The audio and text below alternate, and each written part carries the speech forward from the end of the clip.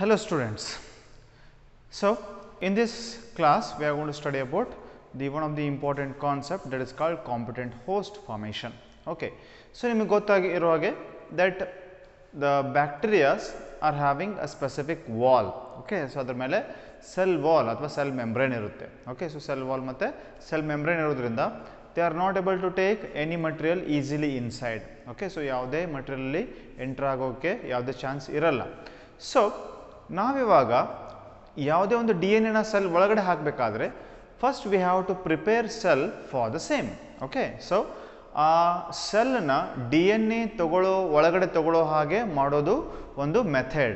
ಆ ಮೆಥಡ್ನ ನಾವು competent host preparation ಅಂತ ಹೇಳಬಹುದು. Okay. So usually without doing this the cell cannot take DNA inside. So ಸೆಲ್ನ ನಾವು ಪ್ರಿಪೇರ್ ಮಾಡ್ದೇನೆ, ಈ ಪ್ರೊಸೆಸ್ಗೆ ಪ್ರಿಪೇರ್ ಮಾಡ್ದೇನೆ ನಾವು DNA ನ ಸೆಲ್ ಒಳಗಡೆ ಹಾಕಲಿಕ್ಕೆ ಸಾಧ್ಯ ಇಲ್ಲ. ಓಕೆ.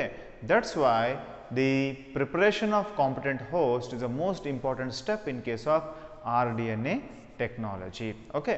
ಸೊ ನಾವೆಲ್ಲ ಸೆಲ್ನ ಏನು ಮಾಡ್ತಿದ್ದೀವಿ, ಟ್ರಾನ್ಸ್ಫಾರ್ಮ್ ಮಾಡ್ತಿದ್ದೀವಿ. So we are going to transform to the recombinant. So non recombinant ಇಂದ ರಿಕಾಂಬಿನೆಂಟ್ ಆಗಿ ಮಾಡಬೇಕಾದ್ರೆ that we have to make cell first to take DNA inside. So ಹೇಗೆ ಮಾಡೋದು ಅದನ್ನು? Here the basic concept is that DNA is hydrophilic. Okay. DNA hydrophilic ಇರುತ್ತೆ. So ನಾವು ಯಾಕೆ ಮಾಡಬೇಕಪ್ಪ ಕಾಂಪಿಟೆಂಟ್ ಹೋಸ್ಟ್ ಅಂದರೆ DNA ಹೈಡ್ರೋಫಿಲಿಕ್ ಇರೋದ್ರಿಂದ so DNA cannot directly enter inside the cell. ಅದಕ್ಕಾಗಿ ನಾವು ಸೆಲ್ನ ಪಾಸಿಟಿವ್ಲಿ ಚಾರ್ಜ್ ಮಾಡಿದರೆ ಈಸಿಲಿ ಈ ವರ್ಕ್ನ ನಾವು ಮಾಡ್ಬೋದು. Why? Because the DNA is negatively charged. So ನಿಮ್ಗೆ ಆಲ್ರೆಡಿ ಗೊತ್ತಿದೆ the DNA is negatively charged. So ಸೆಲ್ನ ಈ ನೆಗೆಟಿವ್ಲಿ ಚಾರ್ಜ್ ಇರೋ DNA ನ ಒಳಗಡೆ ತಗೋಬೇಕಾದ್ರೆ ನಾವು ಫಸ್ಟ್ ಸೆಲ್ನ ಪ್ರಿಪೇರ್ ಮಾಡಬೇಕು. So this step of preparing the cell for taking the DNA is called competent host formation. Okay. So ಇದರಲ್ಲಿ ಕೆಲವೊಂದು ಸ್ಟೆಪ್ಸ್ ಇದೆ. So here we are going to use divalent cations. Okay. ನಾವೇನು ಮಾಡಬೇಕಿಲ್ಲಿ ಈ steps ಅಲ್ಲಿ ಡೈವ್ಯಾಲೆಂಟ್ ಕ್ಯಾಟಯಾನ್ಸ್ನ ನಾವು use ಮಾಡಬೇಕು. So usually ಡೈವ್ಯಾಲೆಂಟ್ ಕ್ಯಾಟಯಾನ್ಸ್ನ Ca+2 ಅಥವಾ Mg+2ನ ಯೂಸ್ ಮಾಡ್ತಾರೆ. ಸೊ ಯೂಶ್ವಲಿ ಈ ಡೈವ್ಯಾಲೆಂಟ್ ಕ್ಯಾಟಯಾನ್ಸ್ನ ಕಾಮನ್ಲಿ ಯೂಸ್ ಮಾಡೋದ್ರಿಂದ so easily we can prepare the competent host. So ಇದರಲ್ಲಿ ಏನು ಸ್ಟೆಪ್ಸ್ ಇದೆಪ್ಪ ಅಂದರೆ that is first we have to take the bacterial cell in which we have to want to insert the specific DNA. ನಾವೇನು ಮಾಡಬೇಕಿಲ್ಲಿ, ನಮಗೆ ಬೇಕಾಗಿರುವಂಥ ಈ ಕೊಲಾಯ್ ಸೆಲ್ಸ್ನ ಅಥವಾ ಯಾವುದೇ ಒಂದು ಬ್ಯಾಕ್ಟೀರಿಯಾ ಸೆಲ್ಸ್ನ ಇಲ್ಲಿ ನಾವು ತೊಗೊಳ್ಬೇಕು. ನಾನು ಇಲ್ಲಿ ಎಕ್ಸಾಂಪಲ್ ಈ ಕೊಲಾಯ್ ತೊಗೊಳ್ತಿದ್ದೀನಿ, ಅದಕ್ಕಾಗಿ ಈ ಕೊಲಾಯ್ ಅಂತ ಹೇಳಿದೆ. ಸೊ ಯಾವುದಾದ್ರೂ ಬ್ಯಾಕ್ಟೀರಿಯಾ ಸೆಲ್ಸ್ನ ಯೂಸ್ ಮಾಡ್ತಿದ್ದೀವಿ, ಆ ಬ್ಯಾಕ್ಟೀರಿಯಾದಲ್ಲಿ ನಾವೇನು ಮಾಡಬೇಕು, ಇವಾಗ DNA ಆ್ಯಡ್ ಮಾಡಬೇಕು ಅಥವಾ ಇನ್ಸರ್ಟ್ ಮಾಡಬೇಕಾದ್ರೆ ಫಸ್ಟ್ ಆ ಬ್ಯಾಕ್ಟೀರಿಯಾನ ತೊಗೊಂಡ್ಬಿಟ್ಟು ನಾವು we have to add the Ca+2 ions ಅಥವಾ ಯಾವುದೇ ಬೇರೆ ರೀತಿ ಕ್ಯಾಟ್ ಅಯಾನ್ಸ್ನ ನಾವು ಇಲ್ಲಿ ಆ್ಯಡ್ ಮಾಡಬಹುದು. ಓಕೆ. ಸೊ ನಾವೇನು ಮಾಡ್ಬೋದು, ಇಲ್ಲಿ ಯಾವುದೇ ರೀತಿ ಕ್ಯಾಟ್ ಅಯಾನ್ಸ್ನ ಇಲ್ಲಿ ಆ್ಯಡ್ ಮಾಡಬಹುದು. ಸೊ ಕ್ಯಾಟ್ ಅಯಾನ್ಸ್ನ ಆ್ಯಡ್ ಮಾಡಿದಾಗ ಈ ಸ್ಪೆಸಿಫಿಕ್ ಬ್ಯಾಕ್ಟೀರಿಯಾ ಏನಾಗ್ತದಪ್ಪ ಅಂತಂದರೆ ಅದ್ರ ಬಾಡಿ ಮೇಲೆ ಕ್ಯಾಟ್ ಅಯಾನ್ಸ್ನ ಅಟ್ಯಾಚ್ ಮಾಡ್ಕೊಳ್ತದೆ. Okay. It is going to attach with cations. So specially ಈ ಕ್ಯಾಟ್ ಅಯಾನ್ಸ್ ಅಟ್ಯಾಚ್ ಆಗೋ ಜಾಗ ಯಾವುದಪ್ಪ ಅಂತಂದರೆ the cell pores. So bacteria ಮೇಲಿರುವಂಥ ಪೋರ್ಸ್ ಮೇಲೆ ಈ ಸ್ಪೆಸಿಫಿಕ್ ಕ್ಯಾಟಯಾನ್ಸ್ ಆ್ಯಡ್ ಅಥವಾ ಅಟ್ಯಾಚ್ ಆಗ್ತವೆ. ಸೊ ಅಟ್ಯಾಚ್ ಆದಮೇಲೆ ಇದನ್ನು ನಾವು ಏನು ಮಾಡಬೇಕು, ಸ್ಪೆಸಿಫಿಕ್ ಟೆಂಪ್ರೇಚರಲ್ಲಿ ಇಡಬೇಕು. So later we have to put in specific temperature. Okay. Specific temperature ಇಟ್ಟಾಗ pores on the cell are going to increase. So bacteria surface ಮೇಲಿರುವಂಥ ಸ್ಮಾಲ್ ಪೋರ್ಸ್ ಏನಾಗ್ತವೆ ಸ್ವಲ್ಪ ದೊಡ್ಡದಾಗ್ತವೆ. Okay, this pores will going to increase ಆದಾಗ ನಾವು ಏನು ಮಾಡಬೇಕು ಇದೇ ಟೈಮಲ್ಲಿ, so when the bacteria will have more pores, ಈ ಪೋರ್ಸ್ ಇರುವಾಗ we have to put this plasmid DNA, ನಾವು ರಿಕಾಂಬಿನೆಂಟ್ ಪ್ಲಾಸ್ಮಿಡ್ DNA ನ ನಾವು ಈ ಮಿಕ್ಸ್ಚರ್ಗೆ ಅಥವಾ ಈ ಸ್ಪೆಸಿಫಿಕ್ ಕಂಟೈನರ್ಗೆ ನಾವು ಹಾಕಬೇಕು. So when we are going to add the DNA or recombinant DNA to the specific what you called the container which is carrying the this bacterium which are treated or meant or which are prepared, okay, so as a competent host adakke hakidaga, so the bacteria will start to take the DNA inside the body. So ಏನಾಗ್ತದೆ ಈ bacteria cell ಒಳಗಡೆ ಏನಾಗ್ತದೆ ಈ pore ಇಂದ ಈ specific pores ಇಂದ DNA, ಈ circular DNA plasmid DNA enter ಆಗ್ತದೆ. Okay, it is going to enter inside and later we have to incubate in on ice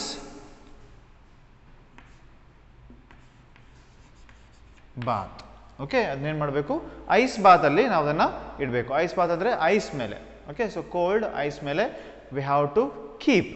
so when we are going to keep it in on the specific ice bath, so that DNA is going to be easy to enter inside, ಅದು ಈಸಿಯಾಗಿ enter ಆಗಿ trap ಆಗಲಿಕ್ಕೆ start ಆಗುತ್ತೆ. So trap ಆದಾಗ so later we have to give heat shock. Okay, so ನಾವೇನು ಮಾಡಬೇಕು ಅವಾಗ ಇಲ್ಲಿ ಹೀಟ್ ಶಾಕ್ ಕೊಡಬೇಕು. ಹೀಟ್ ಶಾಕ್ ಕೊಟ್ಟಾಗ ಆ ಪೋರ್ಸ್ ಇನ್ನೂ ದೊಡ್ಡದಾಗಿ DNA ಕಂಪ್ಲೀಟ್ ಆಗಿ ಒಳಗಡೆ ಹೋಗ್ಬಿಡ್ತದೆ. Okay, so when we are going to give heat shock, the DNA completely going to enter inside. So this now is going to get the plasmid from outside to inside. ನಾವೇನಾಗ್ತದೆ ಈಗ plasmid ಹೊರಗಡೆ ಇರೋ plasmid ಒಳಗಡೆ ಹೋಗ್ತದೆ. So at 42 degrees Celsius. ಸೊ ನಾವಿಲ್ಲೇನು ಮಾಡಿದ್ವಿ ಅದನ್ನು ಪೋರ್ಸ್ನ ಪ್ರಿಪೇರ್ ಮಾಡಲಿಕ್ಕೆ ಐಸ್ ಬಾತ್ ಮೇಲೆ ಇಟ್ವಿ. ಸ್ವಲ್ಪ ಸರ್ಟನ್ ಟೆಂಪ್ರೇಚರ್ ಆದಮೇಲೆ ಐಸ್ ಬಾತ್ ಮೇಲೆ ಇಟ್ವಿ. ಇಟ್ಟ ತಕ್ಷಣ ಏನಾಯಿತು ಹೀಟ್ ಶಾಕ್ ಕೊಟ್ವಿ 42 ಡಿಗ್ರಿ ಸೆಲ್ಸಿಯಸ್ಗೆ. 42 ಡಿಗ್ರಿ ಸೆಲ್ಸಿಯಸ್ ಹೀಟ್ ಶಾಕ್ ಕೊಟ್ಟಾಗ ಸೊ ಒಳಗಡೆ ಪೋರ್ಸ್ ಅಥವಾ ಸಾರಿ ದ ಸೆಲ್ ಪೋರ್ಸ್ ಜಾಸ್ತಿ ದೊಡ್ಡದಾಯಿತು. Then the entry of what the what you called the plasmid takes place. So the now cell is going to take all the what you called plasmid possible plasmid inside this what you called cell. ಅದಾದಮೇಲೆ immediately we have to again transfer to the ice bath. ನಾವು ಮತ್ತೆ ಅದನ್ನು ice ಬಾತ್ಗೆ transfer ಮಾಡಬೇಕು. Ice ಬಾತ್ಗೆ transfer ಮಾಡಿದಾಗ pores ಎಲ್ಲ close ಆಗಿಬಿಡ್ತದೆ. So that time we have to keep that in a medium. Again ನಾವೇನು ಮಾಡಬೇಕು ಅದನ್ನು ಮೀಡಿಯಮ್, ಯಾವ ಮೀಡಿಯಮಿಂದ ತೊಗೊಂಡಿದ್ವೋ ಅದೇ ಮೀಡಿಯಮಲ್ಲಿ ಲಿಕ್ವಿಡ್ ಮೀಡಿಯಮ್ದಲ್ಲಿ ಹಾಕಿಟ್ಟಾಗ ಏನಾದರೂ ಸೆಲ್ ಡ್ಯಾಮೇಜ್ ಆಗಿದ್ರೆ ಅದು ರಿಪೇರಿ ಆಗಿ so the cells are going to be considered now as the recombinant cells. Normal cells ಇರುವಂಥದ್ದು recombinant cells ಆಗಿ ಟ್ರಾನ್ಸ್ಫರ್ ಆಗುತ್ತೆ. ಸೊ ಇಲ್ಲಿ ಯಾವುದೇ ರೀತಿ ಏನಿರಲಿಲ್ಲ ಪ್ಲಾಸ್ಮಿಡ್ recombinant plasmid ಇರಲಿಲ್ಲ. So when we are going to do this, now the bacteria will be having the plasmid which is carrying a specific what we call the plasmid which is recombinant. So this one is non-recombinant and this is recombinant. Okay, so non-recombinant ಇಂದ recombinant ಆಗಿ ನಾವು ಬ್ಯಾಕ್ಟೀರಿಯಾನ transfer ಮಾಡ್ಬೋದು. Okay, so ಏನಾಯ್ತು ಇಲ್ಲಿ bacteria ಏನು plasmid ಇಲ್ಲದೆ ಇರುವಂಥ ಬ್ಯಾಕ್ಟೀರಿಯಾನ ನಾವೇನು ಮಾಡಿದ್ವಿ recombinant ಬ್ಯಾಕ್ಟೀರಿಯಾ ಆಗಿ ಕನ್ವರ್ಟ್ ಮಾಡಿದ್ವಿ. This is a one method where we can make the competent host and we can insert the specific gene into the the bacterium. So ನಾವು ಏನು ಮಾಡಿದ್ವಿ, so I am going to repeat this. ಸೆಲ್ನ non recombinant ಸೆಲ್ನ ತೊಗೊಂಡ್ವಿ, ಅದನ್ನು divalent ಕ್ಯಾಟಯಾನಿಂದ treat ಮಾಡಿದ್ವಿ. So ಆ ಟ್ರೀಟ್ ಮಾಡಿದ್ರೆ ನಾವು ಐಸ್ ಬಾತಲ್ಲಿ ಇಟ್ವಿ. ಐಸ್ ಬಾತಲ್ಲಿ ಇಟ್ಟಾಗ ನಾವು ಅದಕ್ಕೆ DNA ಆ್ಯಡ್ ಮಾಡಿದ್ವಿ. ಸೊ ಮಾಡಿದಾಗ ಸೊ ಅಲ್ಲಿ ಸ್ಪೋರ್ಸ್ ಮೇಲೆ ಸ್ಪೆಸಿಫಿಕ್ ಶೇಪ್ ಕ್ರಿಯೇಟ್ ಆಯಿತು ಅಥವಾ ಸ್ಪೋರ್ಸ್ ಇನ್ಕ್ರೀಸ್ ಆಯಿತು. ಸೊ ಹೀಟ್ ಶಾಕ್ ಕೊಟ್ಟಾಗ ಆ DNA ಒಳಗಡೆ ಎಂಟರ್ ಆಯಿತು. Immediately we transferred to the ice ಬಾತಲ್ಲಿ ಟ್ರಾನ್ಸ್ಫರ್ ಮಾಡಿದಾಗ ಆ ಪೋರ್ಸ್ ಮತ್ತೆ ಕ್ಲೋಸ್ ಆಗ್ಲಿಕ್ಕೆ ಸ್ಟಾರ್ಟ್ ಆಯಿತು. ಸೊ ಮೀಡಿಯಮಲ್ಲಿ ಇಟ್ಟಾಗ ಸೊ ಡ್ಯಾಮೇಜ್ ಆಗಿರುವಂಥ ಸೆಲ್ನ ರಿಪೇರಿ ಮಾಡಿಕೊಂಡು ಅಲ್ಲಿ ರಿಕಾಂಬಿನೆಂಟ್ ಪ್ಲಾಸ್ಮಿಡ್ ಟ್ರ್ಯಾಪ್ ಸೆಲ್ ಒಳಗಡೆ ಟ್ರ್ಯಾಪ್ ಆಯಿತು. ಟ್ರ್ಯಾಪ್ ಆದಮೇಲೆ ನಾವು ಈಗ ಏನು ಸಿಗುತ್ತೆ ನಮಗೆ ನಾನ್ ರಿಕಾಂಬಿನೆಂಟ್ ಬ್ಯಾಕ್ಟೀರಿಯಿಂದ ರಿಕಾಂಬಿನೆಂಟ್ ಬ್ಯಾಕ್ಟೀರಿಯಾ ನಮಗೆ ಸಿಗುತ್ತೆ. So this is what the method of formation of recombinant DNA. Okay, so other than this one more method we have, that methods, okay, so competent host preparation ಮಾತ್ರ ಇಲ್ಲಿ method ಅಲ್ಲ, ನಾವು DNA ನ ಒಳಗಡೆ insert ಮಾಡಲಿಕ್ಕೆ, desired DNA ನ ಒಳಗಡೆ insert ಮಾಡಲಿಕ್ಕೆ ಅದು ಬ್ಯಾಕ್ಟೀರಿಯಾದಲ್ಲಿ ಯೂಸ್ ಮಾಡ್ಬೋದು. But in case of eukaryotic cell ನಾವು ಬೇರೆ ಬೇರೆ ಮೆಥಡ್ನ ಇಲ್ಲಿ ಯೂಸ್ ಮಾಡ್ಬೋದು. Okay, so specially in case of plant and animals, so the competent host method we can't use. So ಯಾಕಪ್ಪ ಅಂತಂದರೆ ಇನ್ ಬ್ಯಾಕ್ಟೀರಿಯಾ ಸೆಲ್ ಸ್ಮಾಲ್ ಮತ್ತು what you call less complicate ಇರೋದ್ರಿಂದ, ಸೊ ವಿ ಕ್ಯಾನ್ ಈಸಿಲಿ ಸ್ವಲ್ಪ comparatively simple body ಇರೋದ್ರಿಂದ ನಾವು comparatively ಅಲ್ಲಿ ಈ ಮೆಥಡ್ನ ಯೂಸ್ ಮಾಡ್ಬೋದು. But in case of what you called the animals as well as in a plant, we are not able to prefer this method. So animals ಮತ್ತೆ plant ಅಲ್ಲಿ ನಾವು ಏನು ಮಾಡ್ಬೋದಪ್ಪ, specially in case of animals ನಾವೇನು ಮಾಡಿದ್ವಿ, ರೆಟ್ರೋವೈರಸ್ನ use ಮಾಡಿದ್ವಿ. ಜೀನ್ನ insert ಮಾಡಬೇಕಾದ್ರೆ ರೆಟ್ರೋವೈರಸ್ನ use ಮಾಡಿದ್ವಿ. ಬಟ್ ರೆಟ್ರೋವೈರಸ್ ಬಿಟ್ಟು ಯಾವುದಾದ್ರೂ ಮೆಥಡ್ ಇದೇನಪ್ಪ? ಎಸ್, ಇದೆ. That method is called, in case of animal, micro injection.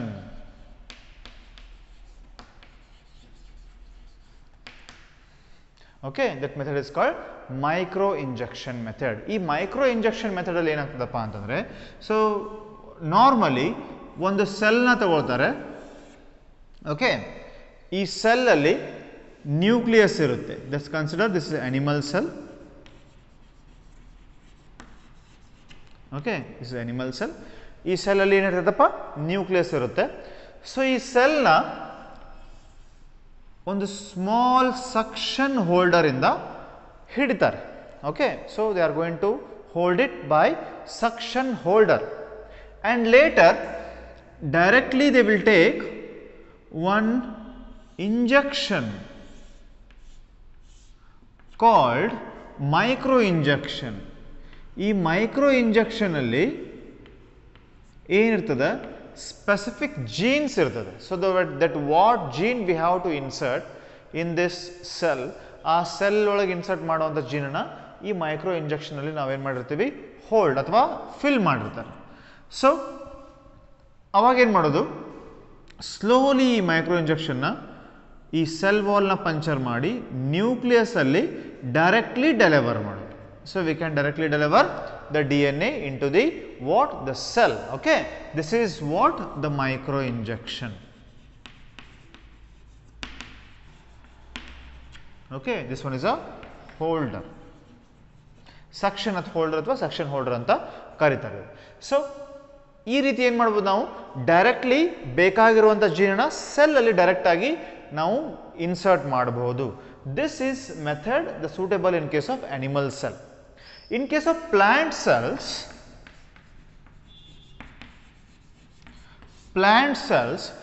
we are going to use one more method called the biolistic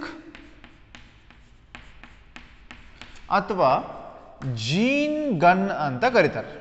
So one more method ಇದೆ, that is what we call biolistic or gene gun method. So ಈ method ಅಲ್ಲಿ ಏನು ಮಾಡ್ತಾರಪ್ಪ ಅಂದರೆ, usually they are going to use the nanoparticles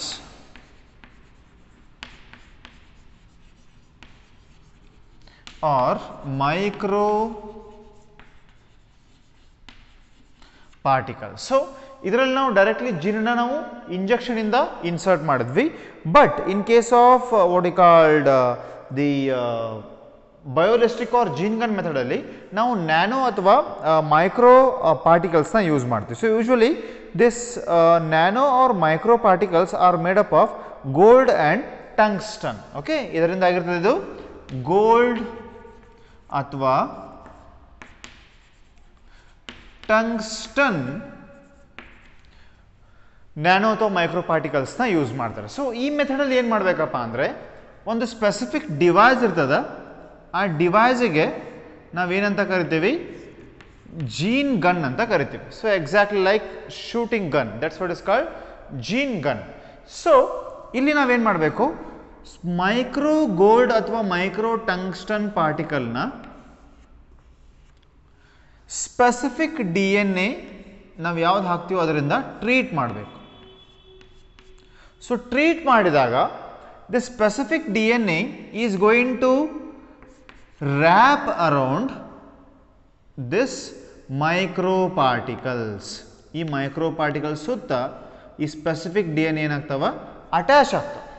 so ಆ attach ಆದಂಥ DNA micro ಪಾರ್ಟಿಕಲ್ಸ್ನ ನಾವು ಫಿಲ್ ಮಾಡಬೇಕು, ಗನ್ನಲ್ಲಿ ಫಿಲ್ ಮಾಡಬೇಕು. So we have to fill in the gun, and when we filled the specific DNA and micro particle in a gun, directly we can shoot